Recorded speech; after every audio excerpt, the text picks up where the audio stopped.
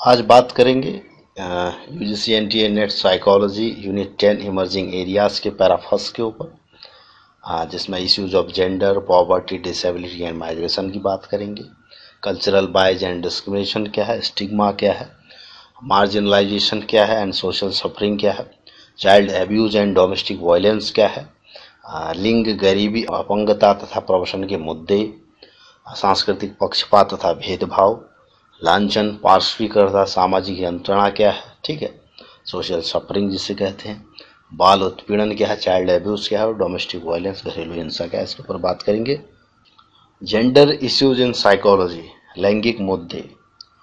Gender is generally conceived as a set of characteristics or traits that are associated with a certain biological sex, male और female. तो जब भी हम gender या sex word सुनते हैं तो इसमें हमें कन्फ्यूजन रहता है कि भाई सेक्स और जेंडर दो वर्ड क्यों हैं। एक ही बात को बताने के लिए मेल और फीमेल या उसका ट्रांसजेंडर है जो भी है ना, उसको समझाने के लिए। तो जो जेंडर होता है वो साइकोलॉजिकल पॉइंट ऑफ व्यू की बात होती है, उसमें सोशल एस्पेक्ट होता है, ठीक है, और जो सेक्स होता है बायोलॉजिकल एस्पेक्ट होता है, ठीक है। इसलिए उसको साइकोलॉजिकल एस्पेक्ट जब हम रीड करते हैं, अध्ययन करते हैं, तो उसको जेंडर कहा जाता है, मेल और फीमेल का, ठीक है। तो जेंडर जो है वो सेट ऑफ कैरेक्टरिस्टिक्स हैं, ट्रेड्स हैं जो कि बायोलॉजिकल सेक्स से मेल और फीमेल होने के रूप में उनसे जुड़े हुए रहते हैं। और जेंडर साइकोलॉजी और psychology of gender issues pertains to only psychology of women. That is not the case. There is a difference between psychology of women and psychology of gender, ठीक है। तो साइकोलॉजी ऑफ वुमेन होना और psychology gender होना, इसमें अंतर है। जैसा कि मैंने अभी कहा आपसे, साइकोलॉजी वुमेन की जहाँ बात की तो फेमिनिज्म की बात आएगी, जिसमें एग्जाम में क्वेश्चन भी पूछे गए हैं पिछले एग्जाम्स में। तो उसको आगे डिस्कस करेंगे फेमिनिज्म के टॉपिक को। तो focus of our course in gender issue, what factors are responsible for the distinct masculine and feminine roles, ठीक है। कौन से ऐसे जो कारक हैं जो रिस्पॉन्सिबल हैं मैस्कुलाइन और फेमिनाइन रोल्स के लिए जो होते हैं, ठीक है। तो उनके ऊपर डिस्कस करता है, उनके ऊपर फोकस करता है जो जेंडर इश्यू का टॉपिक है, कि ऐसे कौन से कारक हैं जो मैस्कुलाइन रोल को निर्धारित करता है और फेमिनाइन रोल को निर्धारित करता है। तो द फैक्टर्स में भी बायोलॉजिकल हो सकते हैं, सोशल हो सकते हैं, कल्चरल हो सकते हैं और साइकोलॉजिकल। द फैक्टर्स में भी साइकोलॉजिकल ऑल्सो, ठीक है। Today we have loads of research evidence available that explains both masculinity and male roles and femininity and female roles की बात जो होती है, आप रिसर्च देखें, बातें देखें तो ढेर और रिसर्चेज भी हैं, लेक्चर्स भी हैं, वीडियोस भी हैं, बहुत सी बातें ऐसी मिलती हैं।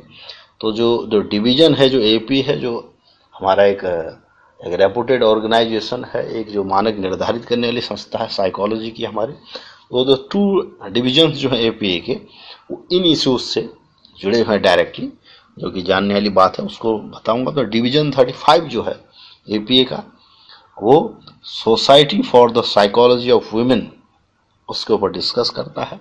1973 में इस्टेब्लिश हुआ था, ठीक।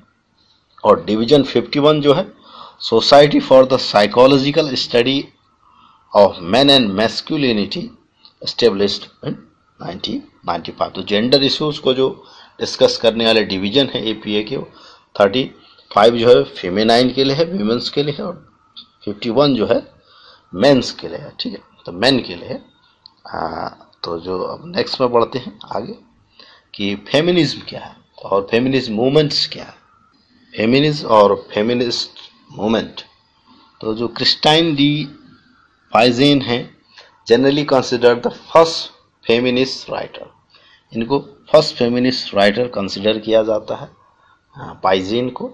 Wrote in the medieval period में इन्होंने लिखना शुरू किया। उन्होंने बहुत विस्तार से इसमें डिस्कस किया हुआ है। यूनिट फर्स्ट में कौन से पीरियड में क्या रही हैं साइकोलॉजिकल मूवमेंट रही हैं, बातें रही हैं। यूनिट फर्स्ट का जो हिस्ट्री ऑफ साइकोलॉजी है, ईस्टर्न थॉट्स हैं, उसके ऊपर डिस्कस हुई ये सारी बातें। 17th जो सेंचुरी आई, उसमें women propagated the significance of women education, ठीक। इसमें ये बात रही और 1785 में the first scientific society for women established in Middelburg Dutch and republic. और 1785 में first scientific society of women स्थापित हुआ, ठीक है। और 1791 में declaration of the rights of women and the female citizen, ये राइट का डिक्लेरेशन हुआ 1791 में। And the declaration rights of man and the citizen 1789 में ये पैराफ्रेज हुआ, नया रूप में इसको फिर बनाया गया उसी के कुछ वर्ष पहले, जो उससे पैराफ्रेज होके ह्यूमन राइट्स के उसमें बनाया गया था उसको। तो it was the French revolution central document.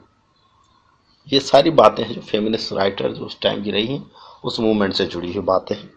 और 1792 में Mary wollstonecraft a vindication of the rights of women, इन्होंने अपना ये काम इन्होंने इसके माध्यम से वुमेन राइट की इन्होंने बात की। और the modern feminist movement emerged from the west, member of men as well as women contributed to the cause of improving women's status in the society, in the political, economic, social spheres।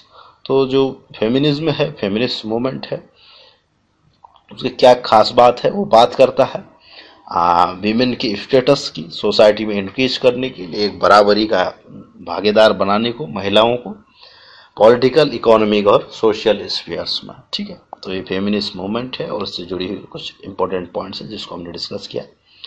अब next बात करते हैं भाई, issues of poverty क्या है, गरीबी के मुद्दे क्या हैं, जो कि नेक्स्ट टॉपिक है उसका इस पैरा का। तो जो गरीबी का मुद्दा है, तो पॉवर्टी इज द स्टेट और condition in which a person और community lacks the financial resources and essential for minimum standard of living. Poverty क्या है, एक ऐसी कंडीशन है जिसमें पर्सन हो या चाहे कम्युनिटी हो, उसमें फाइनेंशियल रिसोर्सेस उसके पास नहीं होते हैं और एजेंशियल्स नहीं होते हैं, जो कि उसको एक मिनिमम स्टैंडर्ड ऑफ लिविंग के लिए ज़रूरी होते हैं, क्वालिटी ऑफ लाइफ मेंटेन करने के लिए ज़रूरी होते हैं। फाइनेंशियल सोर्सेस का अभाव होना व्यक्ति विशेष में या किसी कम्युनिटी में, सोसाइटी में, तो उसको पॉवर्टी कहा जाता है। तो poverty means that the income level from employment is so low that basic human needs can be met. तो बेसिक ह्यूमन नीड्स भी वो व्यक्ति फुलफिल नहीं कर पाता, तो उसको पॉवर्टी कहते हैं। Effects of poverty on various aspects. तो इफेक्ट्स ऑफ पॉवर्टी क्या होंगे भाई, धन्य होगा तो क्या होगा, ये कोई विशेष बात तो है नहीं, फिर भी सिलेबस से जुड़ी है तो बात उसको करना जरूरी है।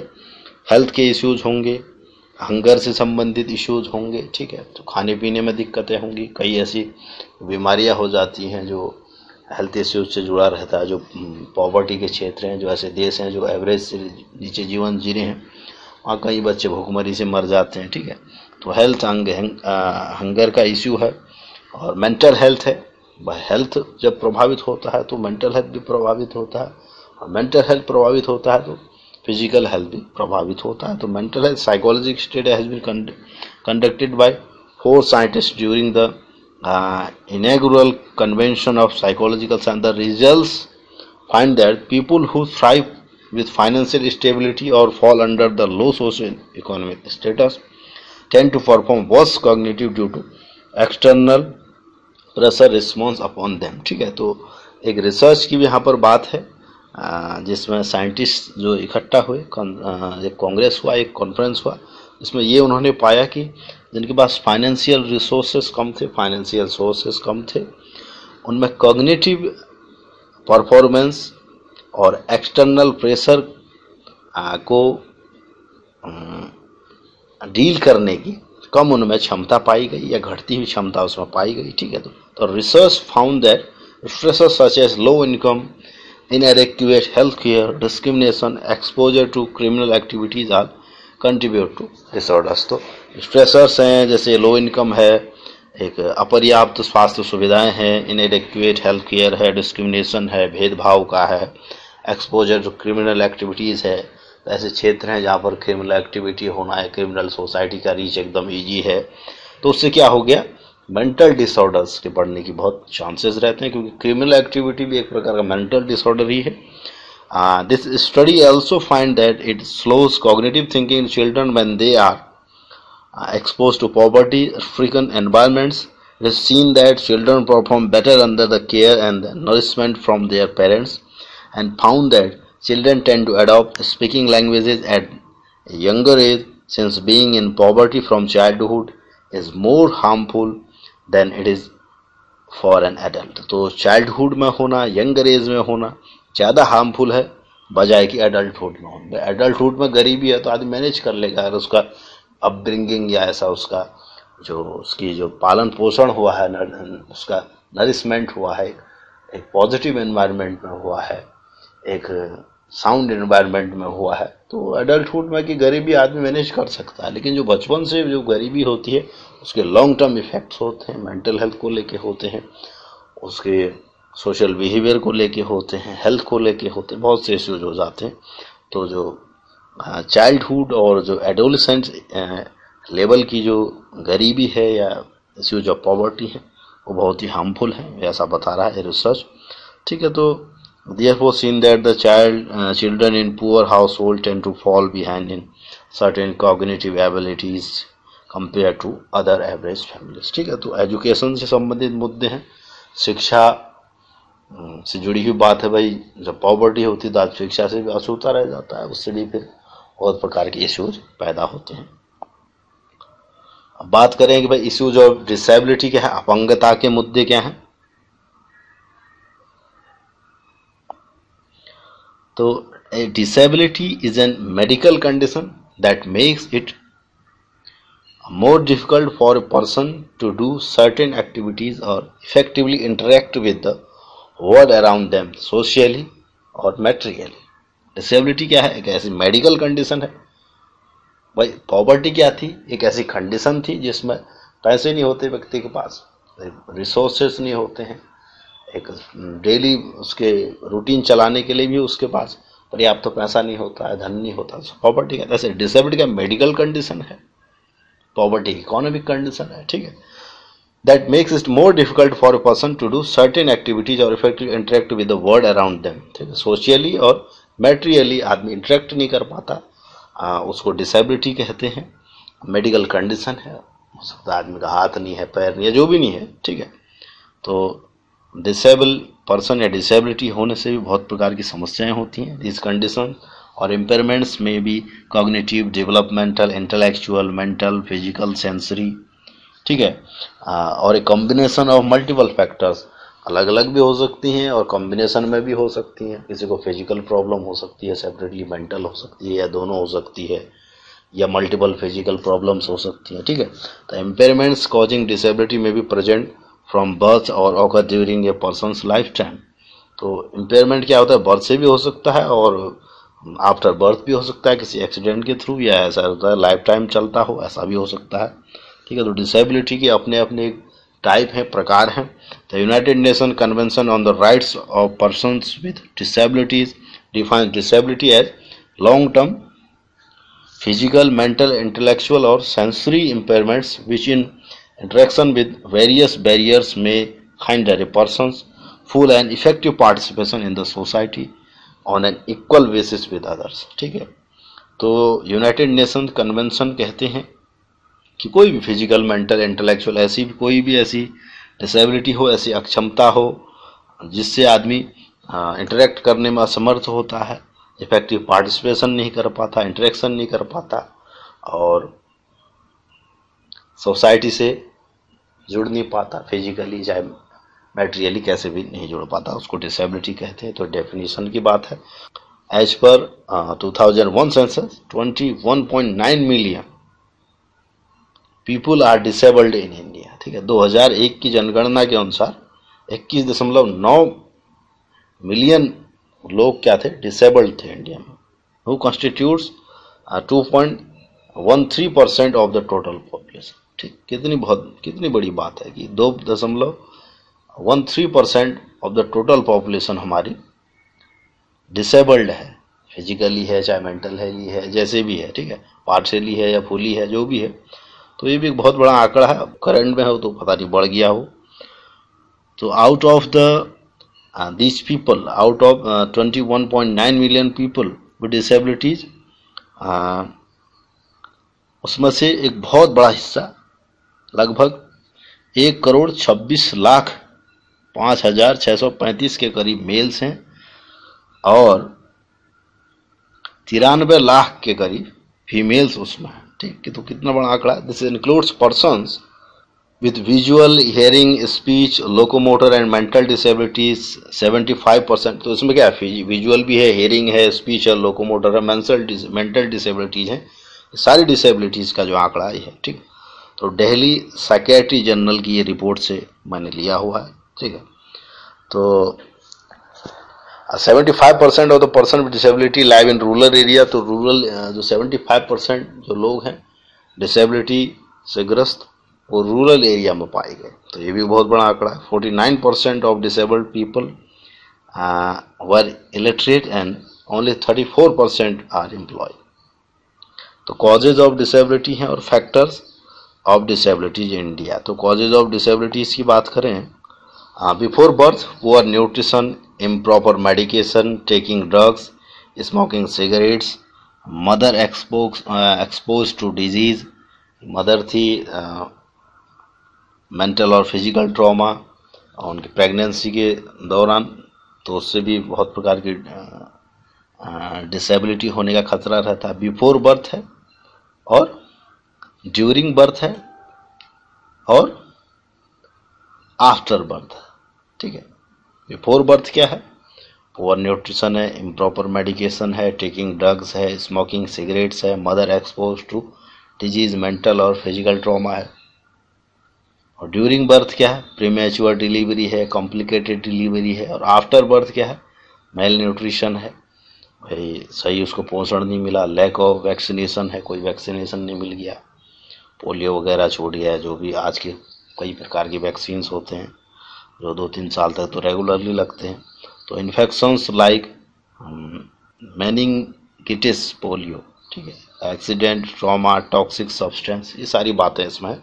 और फैक्टर्स ऑफ डिसेबिलिटी क्या है, कारक क्या रहे हैं, पॉवर्टी एंड डिसेबिलिटी है, मेल न्यूट्रिशन एंड डिसेबिलिटी है, वॉर्स एंड डिसेबिलिटी है और क्राइम एंड डिसेबिलिटी है। ठीक है, तो दिल्ली साइकियाट्री जर्नल 2015 के आधार पर ये मैंने लिखा हुआ है, सेंसस की बात और सारी कॉजेज और फैक्टर्स की बात जो इन्होंने बताई है। ठीक है, तो वैलिड और एक प्रॉपर सोर्स से ये बात आपको बताई गई है। ठीक है, तो इश्यूज ऑफ डिसेबिलिटी क्या है, डिसेबिलिटी क्या है और कितने % लोग भारत में डिसेबल पाए गए 2001 के सेंसस के दौरान, कारण क्या है, उसके फैक्टर्स हैं, इसकी हमने बात की। तो मेल्स ज़्यादा पाए गए, फीमेल्स 93 लाख के करीब पाई गई, जिसमें 75% लोग ग्रामीण क्षेत्र में पाए गए, 70, ठीक, लगभग कितने थे, दिस पर्सन भी जो है 75%। तो ये भी एक विशिष्ट बात याद रखे जाने योग्य बातें रही हैं। तो उसके बाद नेक्स्ट में बात करें कि माइग्रेशन का क्या मुद्दा है, प्रवासन के क्या मुद्दे हैं। तो उसमें human migration involves the movement of people from one place to another with intention of settling permanently or temporarily at a new location, geographic region. Migration is usually divided into 2 categories, voluntary migration और forced migration। ठीक है, तो migration क्या है, movement of the people है one place से दूसरे place, permanently और टेम्परेरी है, न्यू लोकेशन हो, जियोग्राफिकल रीजन हो, नया हो। उसमें 2 प्रकार के होते हैं, एक वॉलंटरी माइग्रेशन होता है जिसमें हम जानबूझ के जाते हैं, इच्छा से जाते हैं, किसी नौकरी की तलाश में जाते हैं या किसी सेटल्ड होते हैं, हम रिटायर्ड होके जाते हैं। ठीक है, फोर्स्ड माइग्रेशन कि ज़बरदस्ती हमने जाना पड़ रहा है, कि ऐसी कुछ बातें हैं जिस कारण से हम वहाँ पर रह नहीं पा रहे। ठीक है, तो फोर्स्ड माइग्रेशन हो गया। वॉलंटरी माइग्रेशन कहीं ना कहीं हमारी उसमें इच्छा है, हमें जाने के लिए फोर्स नहीं है, हम इच्छा से जा रहे हैं। ठीक है, और फोर्स्ड माइग्रेशन को फोर्स किया जा रहा है। ठीक है, हमारे पास चाहे धन का अभाव हो या हमारे पास ज़मीन का अभाव हो या रहन सहन की व्यवस्था ना हो, तो ये फोर्स्ड माइग्रेशन के अंदर ही वो आएगा। ठीक है, या ज़बरदस्ती किसी ने यहाँ से आपको जाने को मजबूर किया हो, तो उसके कई फैक्टर्स हो सकते हैं। तो माइग्रेशन है वन प्लेस से दूसरे प्लेस में शिफ्ट होना, परमानेंटली या टेम्परेली, किस नई जियोग्राफिकल रीजन में, लोकेशन में शिफ्ट होना, ठीक है, वॉलंटरीली या फोर्स्ड रूप से जाना, उसको माइग्रेशन कहते हैं। तो human migration is the movement of people from one place in the world to another. People move for many reasons, and that types of human migration include internal migration, external migration, immigration, return migration और seasonal migration, ठीक है। तो internal migration क्या है कि moving within a state, country और continent, एक ही देश में, एक ही राज्य में या किसी एक ही स्थान पर ही माइग्रेट होना, तो उसको इंटरनल माइग्रेशन कहते हैं। जैसे कोई किसी स्टेट से छोड़ के दूसरे स्टेट में जाता है, नौकरी के लिए जाए, किसी रूप में जाए, तो हो गया इंटरनल माइग्रेशन, ठीक है। एक्सटर्नल माइग्रेशन क्या है? Moving to a different state, different country या डिफरेंट कॉन्टिनेंट। एक्सटर्नल मतलब किसी स्टेट में आप उत्तर भारत का व्यक्ति के दक्षिण भारत में जाने को रहने लगा या विदेश में जाकर रहने लगा, तो उसको एक्सटर्नल माइग्रेशन कहेंगे, ठीक है। और एमिग्रेशन क्या है? Leaving one country to move to another. और return to migration, moving back to where you came from, आप जहाँ से आए फिर वहाँ वापस आना, वो भी एक प्रकार का माइग्रेशन। आप कहीं नई जगह सेटल हो गए फिर वापस उसी जगह आ गए। सीजनल माइग्रेशन है, किसी आप जैसे सीजन में जाते हो लेबर के लिए, क्लाइमेट कंडीशंस के आधार पर, तो सीजनल माइग्रेशन होता है, ठीक है। तो कंटेम्प्रेरी लेबर माइग्रेशन थियरीज क्या रही हैं? लेबर माइग्रेशन जो होता है ज़्यादातर जो इंडिया में है, उसके ऊपर थ्योरी जो रही है न्यू क्लासिकल इकोनॉमिक थ्योरी है, ड्यूअल लेबर मार्केट थ्योरी है, न्यू इकोनॉमिक लेबर माइग्रेशन है, रिलेटिव डिप्रेवेशन थ्योरी है, वर्ड सिस्टम्स थ्योरी है और ऑस्मोसिस थ्योरी। ये सब कंटेम्प्रेरी लेबर माइग्रेशन थ्योरी है, अभी के जो समकालीन है, अभी जो चल रही थ्योरीज हैं इसके ऊपर है। ये सारी थ्योरीज भी इनसे जुड़ी हुई हैं, ठीक है। तो इंटरनेशनल सोशियो इकोनॉमिक मुद्दे हैं ये सारे, जो साइकोलॉजी में हमारा ऐड किया हुआ है as a topic of emerging areas. भाई नवीन मुद्दे क्या हैं, जो आपके वर्तमान में चलने वाले मुद्दे क्या हैं, उसके ऊपर है, ठीक है। तो कल्चरल बायस एंड डिस्क्रिमिनेशन, सांस्कृतिक पक्षपात तथा भेदभाव क्या होता है, इसको ज़रा डिस्कस कर लें। तो cultural bias is the phenomena of interpreting and judging phenomena by standards inherent to one's own culture, ठीक है। कल्चरल बायस क्या है? हम अपने कल्चर के आधार पर किसी को जज करें, किसी को इंटरप्रेट करें, तो उसको कल्चरल बायस कहते हैं, ठीक है। तो ऑब्वियस सी बात है, हम कल्चरली बायस्ड होते हैं, स्वाभाविक रूप से होते हैं, ठीक है। तो उस कारण से जो डिस्क्रिमिनेशन होता है, भेदभाव हो जाता है, उसको सांस्कृतिक पक्षपात और भेदभाव के अंतर्गत हम अध्ययन करते हैं। तो phenomenon is sometimes considered as a problem central to social and human sciences such as economics, psychology, psychological, anthropological, sociological. Some practitioners of the aforementioned fields have attempted to develop methods and theories to compensate for और eliminate cultural bias।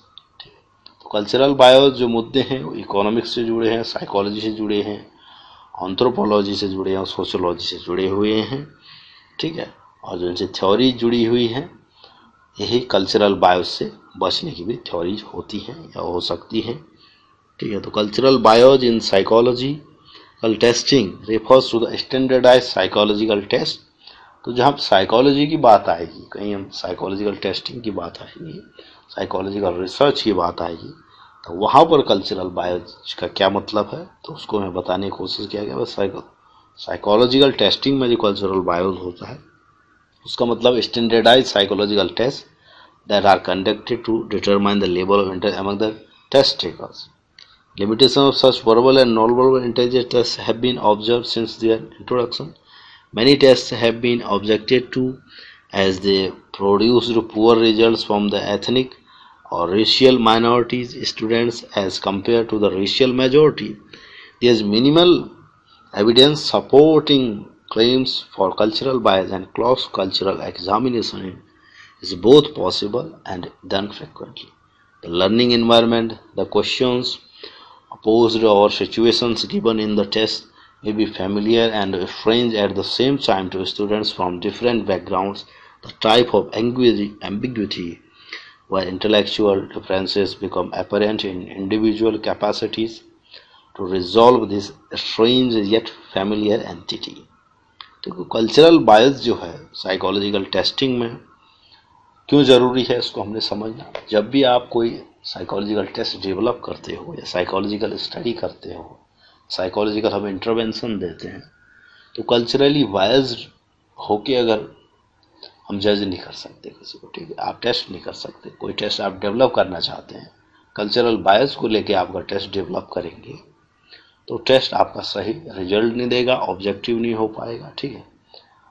अब जब आप कोई मान ले जाए, उदाहरण के तौर पर आप किसी अमेरिका में बने हुए टेस्ट को यहाँ पर आप बनाना चाहते हैं, तो उसका जो आइटम्स होते हैं टेस्ट आइटम्स में, उस टेस्ट आइटम में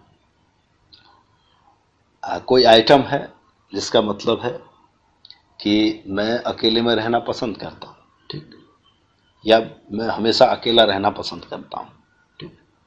तो अमेरिकन पॉइंट ऑफ व्यू से या ऐसे कल्चरल पॉइंट ऑफ व्यू से जहाँ अकेले रहना अच्छा नहीं माना जाता, या अकेले वो रहता है जो मेंटली ठीक नहीं है, ऐसा भी हो सकता है।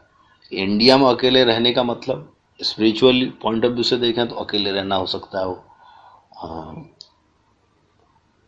अंतर्मुखी व्यक्ति हो, ठीक है, कोई संत पुरुष हो, इस रूप में भी देखा जा सकता है। तो कल्चर टू कल्चर हर कॉन्सेप्ट में, साइकोलॉजिकल कॉन्सेप्ट हो या इकोनॉमिक हो, सोशल हो, एंथ्रोपोलॉजिकल हो, सारी बातें इसमें डिफर होती हैं। तो बायसनेस के साथ ना रिसर्च होनी चाहिए, ना साइकोलॉजिकल प्रैक्टिस होनी चाहिए। तो इसके कारण क्या होता है, डिस्क्रिमिनेशन होता है।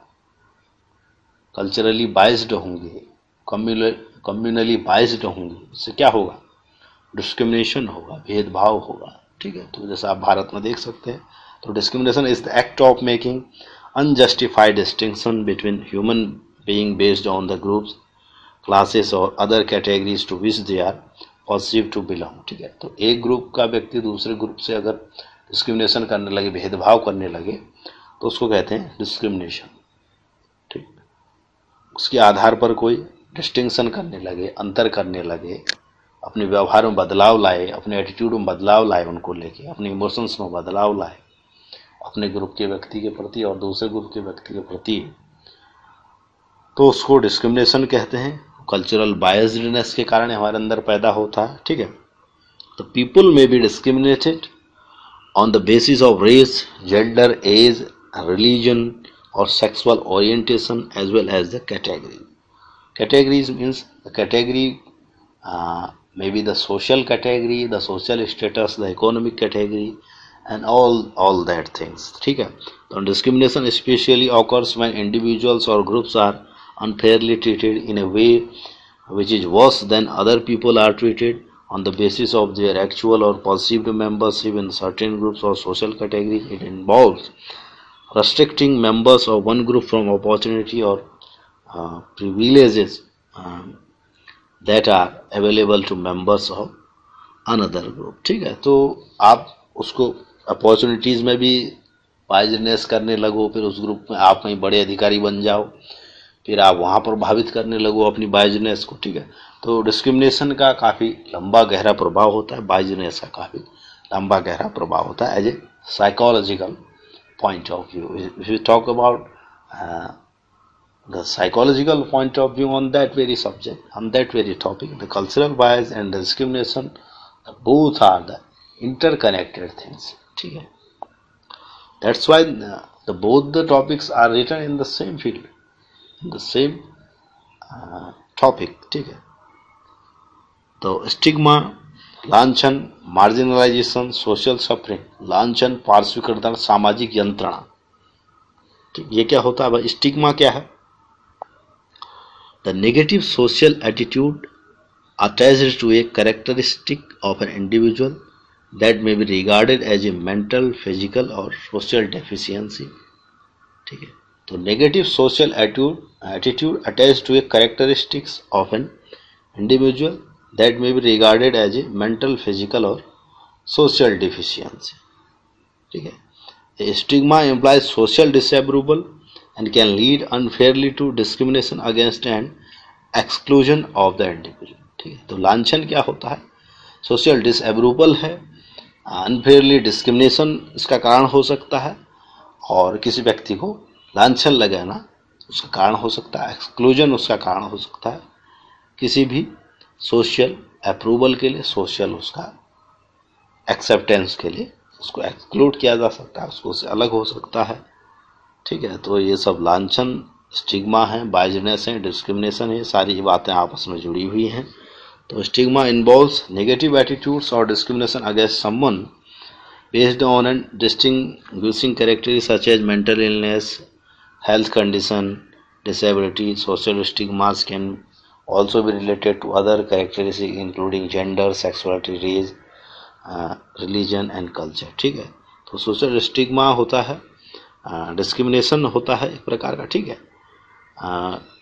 किसी भी व्यक्ति के प्रति उसके मेंटल इलनेस को लेके हो सकता है, हेल्थ कंडीशन को लेके हो सकता है, या किसी जेंडर, सेक्सुअलिटी, रिलीजन को लेके हो सकता है। ठीक है, तो उसको स्टिग्मा कहते हैं।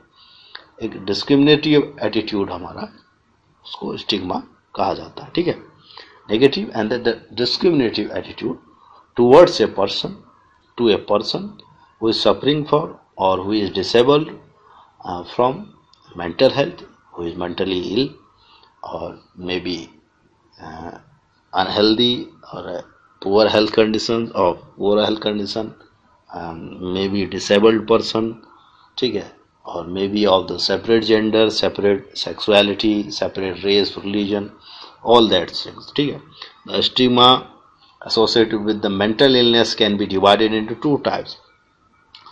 मेंटल इलनेस से कैसे जुड़ा हुआ स्टिग्मा, क्योंकि साइकोलॉजी पढ़ रहे हैं तो हमें साइकोलॉजिकल पॉइंट ऑफ व्यू जानना जरूरी है हर चीज का। तो सोशल स्टिग्मा और सेल्फ परसीव्ड स्टिग्मा। ठीक है, सोशल स्टिग्मा क्या है, सामाजिक लांछन क्या होता है, which involves the prejudiced attitude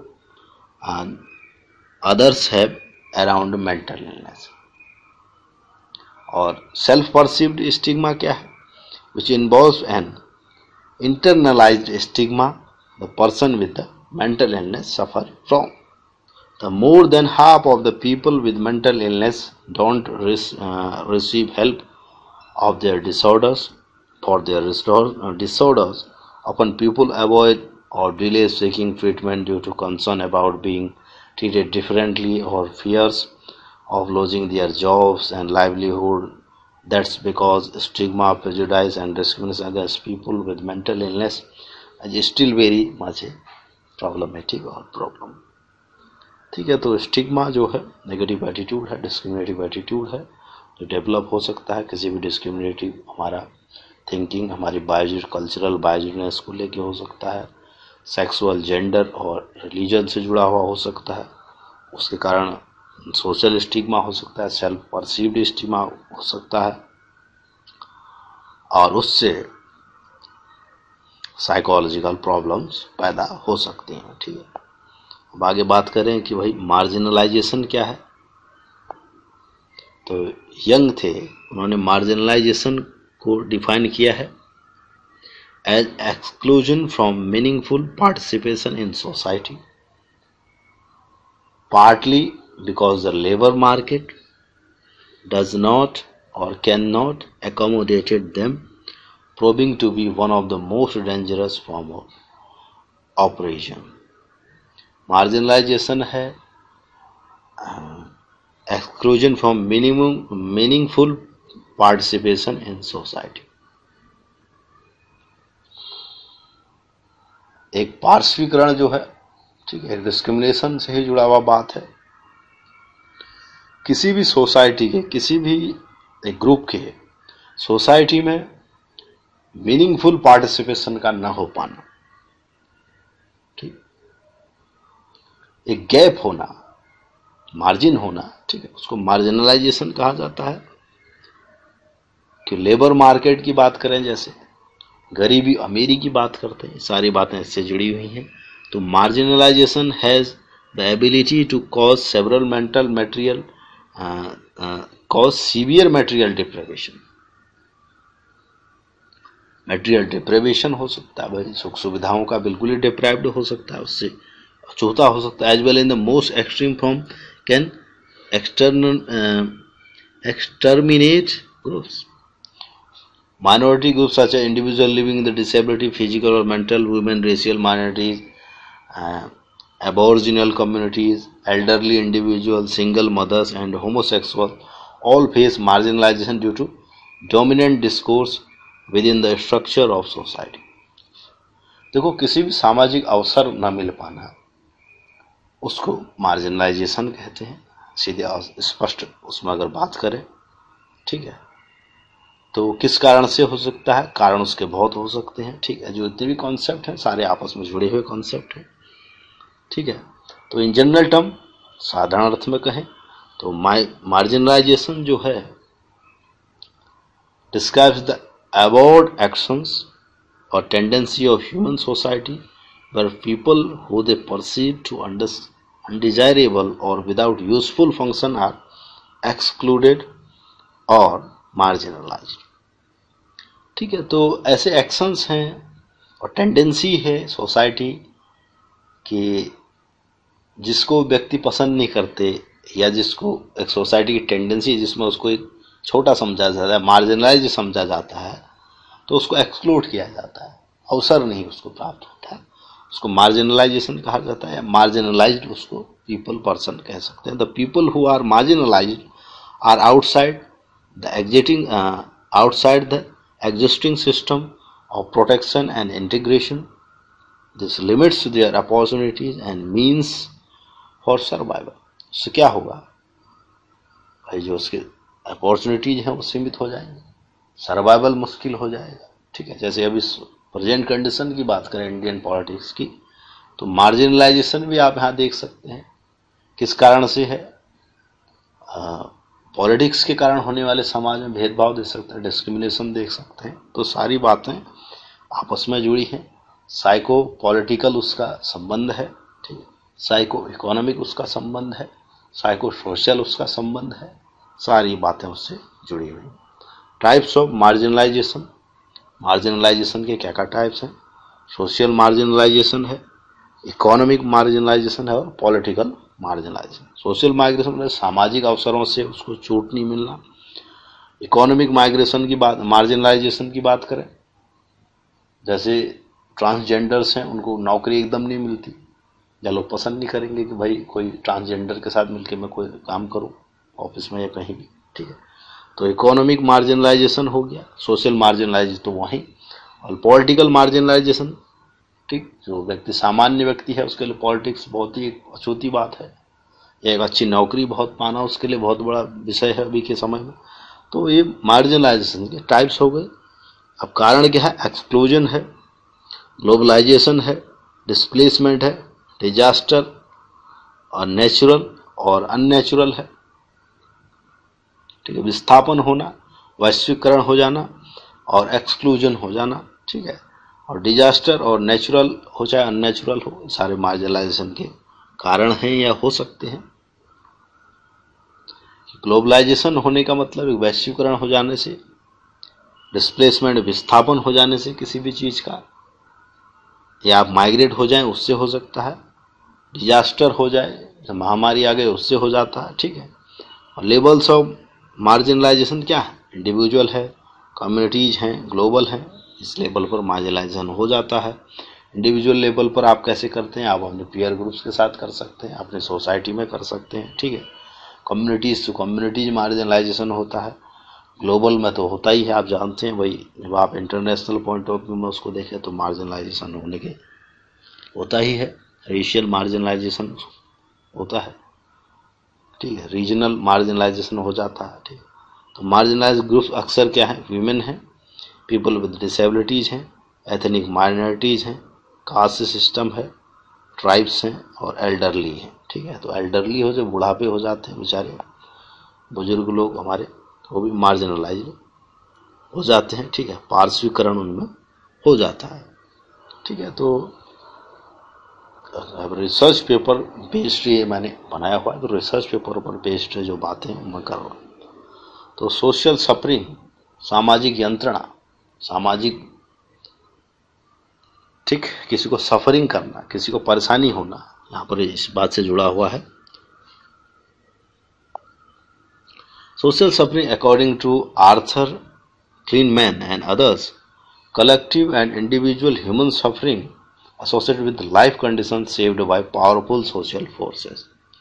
तो सोशल क्या है, इंडिविजुअल हो या कलेक्टिव सफरिंग हो, किससे जुड़ी हुई होनी चाहिए, पावरफुल सोशल फोर्सेस के कारण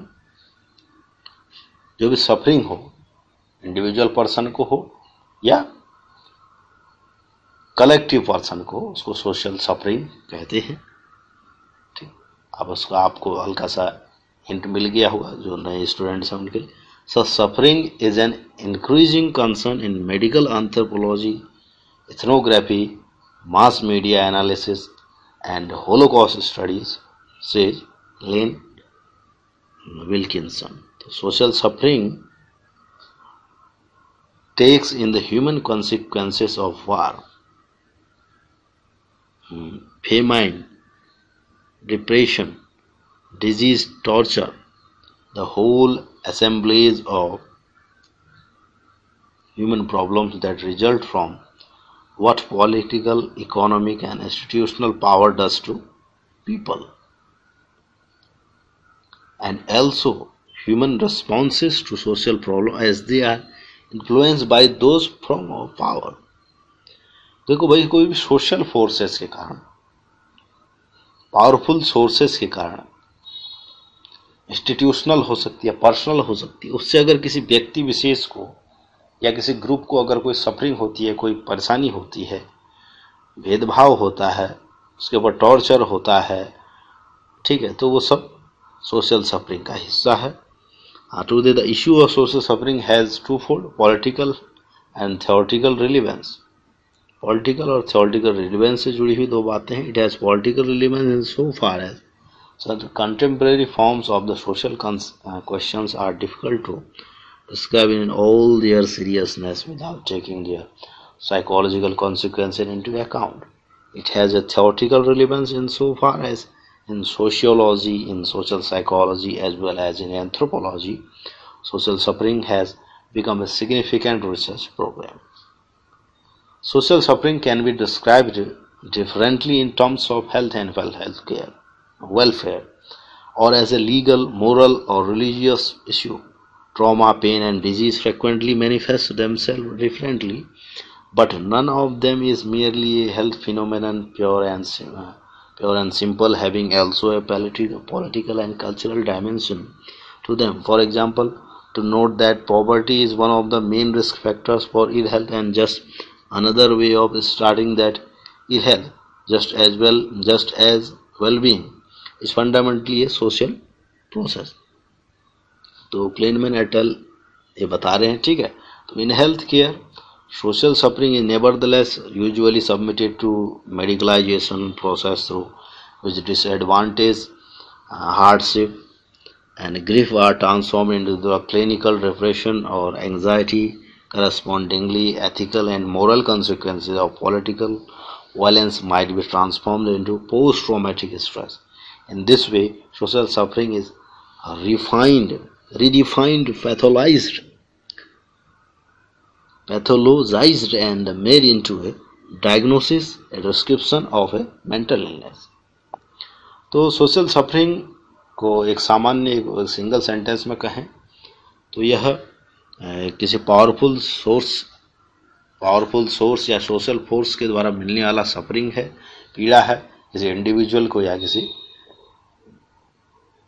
ग्रुप को, उसको सोशल सफरिंग यानी कि सामाजिक यंत्रणा कहा जाता है। इसका आपको डिटेल डिस्कशन आप यहाँ देख सकते हैं, ठीक है। दीवार पोर्टल ORG में आप देख सकते हैं, या कई ऐसे रिसर्च पोर्टल है जहाँ पर आपसे इस चीज टॉपिक को आप पढ़ सकते हैं, ठीक है। ucpress.edu है, उसमें भी इसकी बुक है, आप उसको पढ़ सकते हैं, इस टॉपिक को, सोशल सफरिंग को। तो सोशल सफरिंग की डेफिनेशन की बात करते हैं थोड़ा सा कि सोशल सफरिंग क्या है।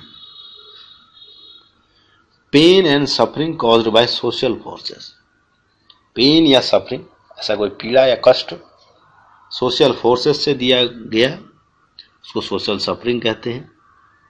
वो सोशल फोर्सेस कैसे हो सकते हैं? ग्लोबल हो सकते हैं, लोकल इकोनॉमिक हो सकते हैं, पॉलिटिकल हो सकते हैं, सोशल इंस्टीट्यूशंस हो सकते हैं, सोशल रिलेशनशिप्स हो सकती हैं आपकी, कल्चरल और स्ट्रक्चरल वायलेंस हो सकता है, ठीक है, जैसे किसी ग्रुप के ऊपर कोई हमला हो जाना, जैसे कोई रैली है उसमें कोई पत्थरबाजी हो जाना, ठीक है, तो सारी बातें एक सोशल सफरिंग ही है, एक प्रकार का इकोनॉमिक पॉलिटिकल इशू है, ठीक है। तो the interpersonal experience of suffering, experience of chronic illness, the contribution that society and its institutions make to the casualty or worsening of social and health problems. This concept is meant to be omnibus and mix together social and health problems of every sort. For example, coordinating social policy with health policy is responding to the clustering of inner city violence, substance abuse, depression, suicide etcetera, ये सारी बातें उनसे जुड़ी हैं, definition से ही जुड़ी हुई ये बातें हैं। सोशल सफरिंग टाइप्स की जो हमने बात की थी, स्ट्रक्चरल वायलेंस है, इंटरपर्सनल एक्सपीरियंस है, suffering caused or intensified by bureaucratic indifference and the unintended consequences of bureaucratic action, ठीक है। तो इंटरपर्सनल भी है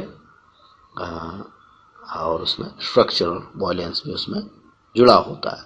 forces, process and forces that conspire whether through routine rituals और as more commonly the case the hard surface of life to constitute agency. Poverty as a major risk factor for infant and maternal mortality and adult infectious disease. Suffering and inequality. If poverty is the major risk factor for a number of disorders, how can we separate the issue of inequality and medical care? अगर poverty is the major risk factors for a number of disorders, how we can separate the issue of inequality and medical care?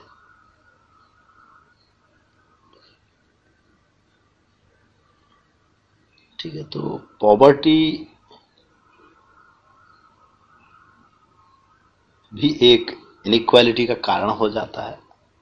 कहीं medical care की बात करें, medical care ही क्या, हर क्षेत्र में उसका कारण बन जाता है। पॉवर्टी से ही सारी बात शुरू हो रही है, बहुत हद तक पॉवर्टी भी कारक है, फिर हमारा कल्चरल बाइज्डनेस कारक है, डिस्क्रिमिनेशन कारक है, ठीक है, सोशल सफरिंग कारक है, उसके बाद इनइक्वालिटी का भाव पैदा होता है। पॉवर्टी होगी तो मेडिकल लाइन में कोई इज्जत नहीं होगी, ठीक है, ये यहाँ पर कह रहे हैं। तो health disparities across class, ethnic groups, gender and age coherent mean that suffering and inequality is at the heart of global health policy. तो ये तो सफरिंग और उससे जुड़ी हुई बातें हैं।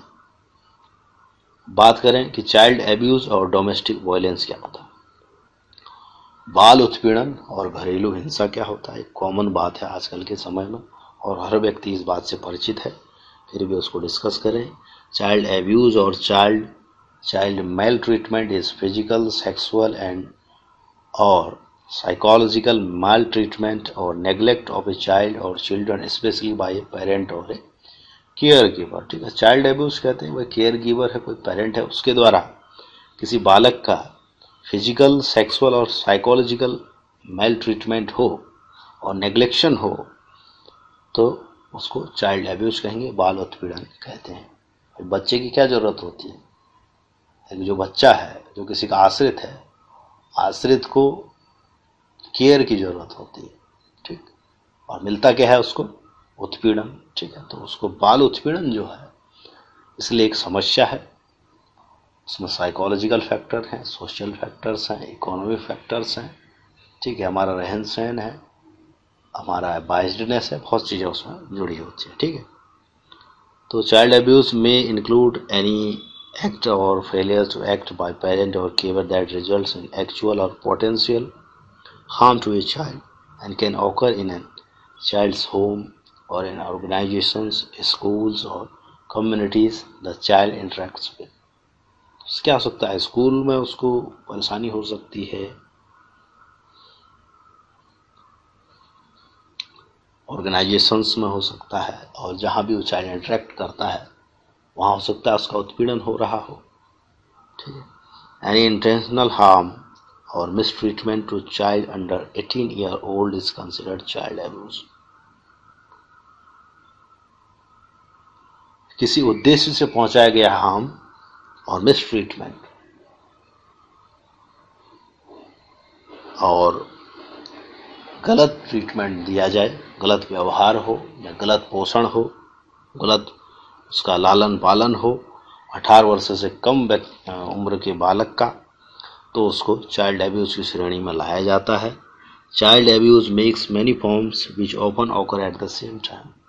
उसमें फिजिकल एब्यूज होता है। मैंने एक बात किया, फिजिकल एब्यूज क्या हो सकता है, किसी बच्चे को उसमें रिस्क में झोंक देना, क्या ऐसा काम दे देना जो उसके उस एज ग्रुप से मैच नहीं खाए। ठीक है, तो उसको फिजिकल एब्यूज कहेंगे।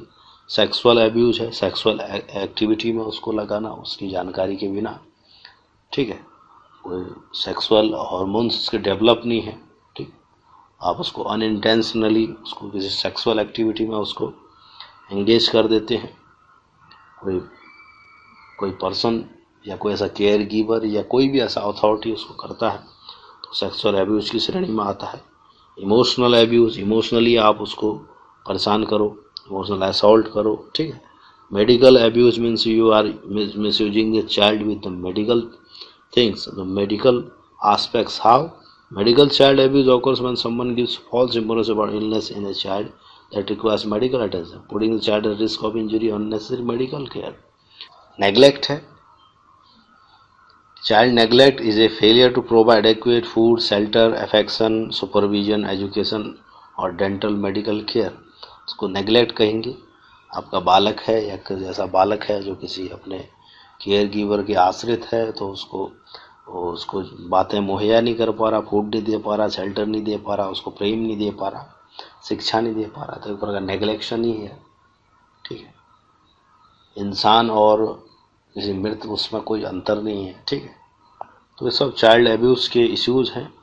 काफ़ी सीवियर बातें हैं। जैसे जैसे सोसाइटी हमारी वैल्यू सिस्टम खोते रहती है, हमारे ट्रेडिशनल सिस्टम हम खोते जाते हैं, तो सारी बातें ऑटोमेटिकली पैदा होंगी, सोशल प्रॉब्लम्स होंगी, इकोनॉमिक होंगी और सारी बातें होंगी। ठीक है, तो डोमेस्टिक वायलेंस की बात हम करें, घरेलू हिंसा क्या है, तो domestic violence occurs when a person consistently aims to control their partner through physical, sexual और इमोशनल एब्यूज। अगर कोई भी अपने पार्टनर को फिजिकल, सेक्सुअल और इमोशनल एब्यूज करता है, गबन करता है, उसको कंट्रोल करने की कोशिश करता है उस रूप में, फिजिकली, सेक्सुअली और emotionally, then it will called domestic violence. The United States Department of Justice defines domestic violence as a pattern of abusive behaviour in any relationship that is used by one partner to gain और maintain control over another intimate partner. ठीक है, जो भी उसका करीबी व्यक्ति है या पार्टनर है उसके साथ होने वाला एब्यूजिव बिहेवियर है, किस लिए, उसके ऊपर कंट्रोल पैदा करने के लिए। ठीक है, किया हुआ ऐसा रिलेशनशिप है या ज़बरदस्ती का व्यवहार है। ठीक है, तो उसको डोमेस्टिक वायलेंस कहते हैं। डोमेस्टिक एब्यूज या फैमिली वायलेंस भी इसका दूसरा नाम है, इस रूप में भी है, देखने सुनने को मिलता है। इज वायलेंस और other abuse is a domestic setting, in a domestic setting such as in marriage or cohabitation. Domestic violence is often used as a synonym of intimate partner violence, which is committed by one of the people in an intimate relationship against the other person and can take place in heterosexual or same-sex relationship or between former spouses or partners. तो किसी भी partner जिसके साथ आप रहते हैं, जिसके साथ उसका एक पारिवारिक रिश्ता है, एज ए पार्टनर वो रह रहा है, ठीक है, उसके साथ किया गया एब्यूजिव व्यवहार है, कंट्रोलिंग बिहेवियर है, सेक्सुअली, इमोशनली और physically, that will be called domestic violence, domestic abuse और फैमिली वायलेंस। ठीक है, अब पार्टनर आजकल तो कोई दूसरे प्रकार के भी होते हैं, तो इसलिए यहाँ पर उसको भी मेंशन किया हुआ कि हेट्रोसेक्सुअल के अलावा सेम सेक्स भी होते हैं आजकल पार्टनर, ठीक है। तो लिव इन रिलेशनशिप में भी लोग रहते हैं। तो इस बात को यहाँ क्लियर किया हुआ, उस हिसाब से परिभाषा बताया। तो सीधे सीधे अर्थ में भी पति पत्नी के आपस में ही जो बातें होती हैं उसी को डोमेस्टिक वायलेंस के रूप में देखा सुना जाता है भारत में, तो ठीक है। तो फॉर्म्स ऑफ डोमेस्टिक एब्यूज और वायलेंस क्या है? फिजिकल है, सेक्सुअल है, इमोशनल है और इकोनॉमिक है। जो हमने कहा इकोनॉमिक वायलेंस क्या भाई, इकोनॉमिकली आप उसको कंट्रोल करो, किसी दूसरे की कमाई आप ले लो अपने पार्टनर की उसकी इच्छा के बगैर, तो वायलेंस हो गया, ठीक है ना। इफेक्ट्स ऑफ डोमेस्टिक एब्यूज और वायलेंस क्या होता है, उसके क्या प्रभाव होते हैं? बच्चों में प्रभाव होते हैं। घर में वायलेंस होगा तो बच्चों पे भी एक नेगेटिव भाव आता है, ठीक है, नेगेटिव इम्पैक्ट होता है। फिजिकल प्रभाव होते हैं, आदमी फिजिकली डैमेज हो सकता है, कुछ HIV एड्स हो सकता है, ये भी देखा गया जाता डोमेस्टिक वायलेंस के रूप में। साइकोलॉजिकल होता है, आदमी मेंटली इल हो सकता है, डिप्रेशन में जा सकता है या और ट्रॉमा से गुजर सकता है। फाइनेंशियल हो जाता है, ऑन रेस्पॉन्डर्स, ठीक है। फॉर्म्स ऑफ डोमेस्टिक वायलेंस क्या है, जो हमने बात की थी इन इंडिया, ये ग्लोबल बात थी जो अभी तक हो रही थी। अब बात करें कि इंडिया में क्या है डोमेस्टिक वायलेंस की फॉर्म, ठीक। तो पहला फिजिकल है, इमोशनल एब्यूज है, सेक्सुअल असॉल्ट है, ऑनर किलिंग है, dowry related abuse and deaths. तो क्या क्या है? फिजिकल वायलेंस होता है जो मैंने बात की, इमोशनल होता है, सेक्सुअल असॉल्ट होता है, ऑनर किलिंग होता है और डाउरी रिलेटेड एब्यूज और डेथ्स ये भारत में ज़्यादा होते हैं। दहेज के कारण जो वायलेंस या हत्याएं होती हैं। तो causes of domestic abusive violence जो हैं उसमें साइकिल ऑफ एब्यूज क्या है, एक ऐसा साइकिल बना हुआ है। Walker represented model of a cycle of abuse which consist of 4 phases. First में क्या होता है, there is a buildup to abuse when the tension rises until a domestic violence accident ensues. During the reconciliation stage, the abuser may be kind and loving, and then there is a period of calm. When the situation is calm, ठीक है, कि पहले तो tension पैदा होता है, ठीक है, उसके बाद क्या होगा, जो एब्यूजर है वो क्या होगा, काम हो जाएगा। एक साइकिल की बात कर रहा है। जब सिचुएशन काम होगी, abused person hopeful to situation will be change, that tension begins to build and cycle starts again. क्योंकि भाई साइकिल की बात की, कैसे चलता है वायलेंस का साथ। जब भाई डोमेस्टिक वायलेंस करने वाला व्यक्ति है, एक दिन उग्र हो जाता है, ठीक है, थोड़ी देर बाद प्रेम से बात करने लगता है। जो व्यक्ति डोमेस्टिक वायलेंस से गुजर रहा है सोचेगा चलो अब स्थिति सुधार हो जाएगी, फिर दोबारा वो चीज़ चलने लगता है। तो उसको कहते हैं डोमेस्टिक वायलेंस का साइकिल। भाई वहीं पर आदमी छोड़ देगा अगर उसका साथ तो उसने पार्टनर का, तो वायलेंस तो बढ़ेगा ही नहीं ना। तो साइकिल इसलिए जारी रहता है, इसलिए ऐसा कह रहे हैं, कोई सामान्य बात है, वैसा बहुत बड़ा मॉडल नहीं है। तो intergenerational violence, substance abuse, biological and psychological causes, social theories और नॉन सबऑर्डिनेशन थ्योरीज इसमें जुड़ी हुई है डोमेस्टिक वायलेंस से।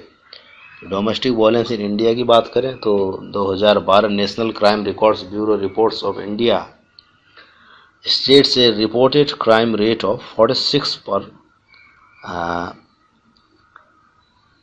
1 लाख, ठीक है, ठीक है ना, 46 क्राइम रेट, 1 लाख लोगों में 46 लोग क्राइम से गुजर रहे हैं, ठीक है। रेप रेट ऑफ 2 पर 1 लाख, 1 लाख लोगों से 2 लोग रेप केस से पीड़ित हैं। यह है नेशनल क्राइम रिकॉर्ड्स ब्यूरो का सरकारी आंकड़ा, ठीक है।